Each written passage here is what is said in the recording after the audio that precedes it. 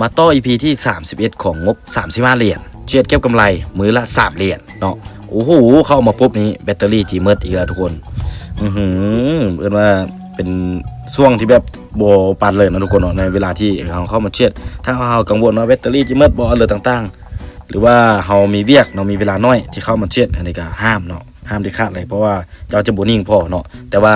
ซูซี่เชื่อมั่นเนาะเชื่อมั่นในไฟในแบตเตอรี่ของซูซี่ว่ามันจียู่จนว่าซูซี่จีเชียดจนจบพุ่นละเนาะก็คือเขาจะบ่ว่าหลายอย่างห้างได้แบตเตอรี่ก็จะเมิดเนาะก็มาซื้อต่อ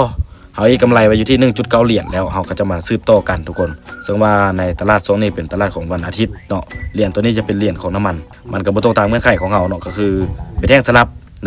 เขาจะใช้เทคนิคนะก็คือเทคนิคตามแท่งเทียนมาต้องเงื่อนไขของมันคือต้องเป็นแท่ง3แท่งเนาะ4เดียวเพราะว่าจะเป็นแท่งเขียวหรือแท่งแดงมันต้องเรียงเดียวขึ้นไปเนาะอันนี้มันเป็นสลับเขากับบูเชียดเลยเนาะการดีตัวของกราฟก็ค่อนข้างแบบสวิง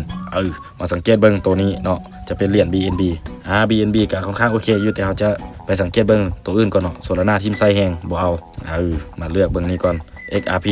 กับทีมไซแหงคือเดียวจะมาเชียด BNB เลยซะเนาะช่วงนี้มันก็เป็นแท่งเทียนที่สมบูรณ์แล้วก็ตรงตามเงื่อนไขอีกถ้าว่าเป็นแท่งเขียวเขาก็กดตามซื้อเลยเนาะกดตามซื้อก็เลยมันน่าจะบุทุบลงมาเป็นแดงเลยกระทุบลงมาเป็นแท่งแดงนี่ครับบุเชียดเลยก็ได้เนาะทุกคนเนาะเราหูเลยว่ามันเป็นกราฟสวิง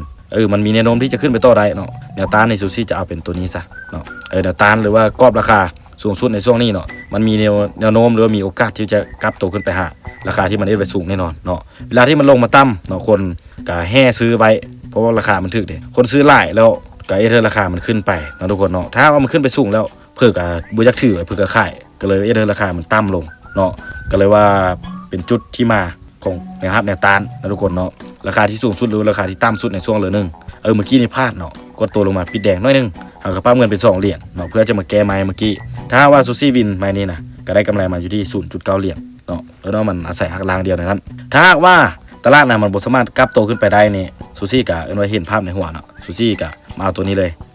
เป็นแนวต้านในช่วงนี้เนาะเห็นภาพในหัวเลยคือสิ่งที่ซูซี่เคยพบเคยเจอมาถ้ามันเป็นลักษณะแบบนี้แล้วซูซี่จีวิเคราะห์แบบเลย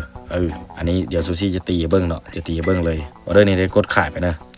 อันนี้เราคือภาพที่ซูซี่เห็นมันจะลงมาในนี้ก็คืออันนี้เป็นภาพที่ซูซี่เห็นในหัวซื่อๆเนอะมันบ่หมายความว่ามันจะเป็นไปตามที่ซูซี่วิเคราะห์เป๊ะๆเนาะตลาดในโซนนี้อาจจะเป็นแบบนี้นะทุกคนเนาะตามที่ซูซี่เคยพบเคยเจอมา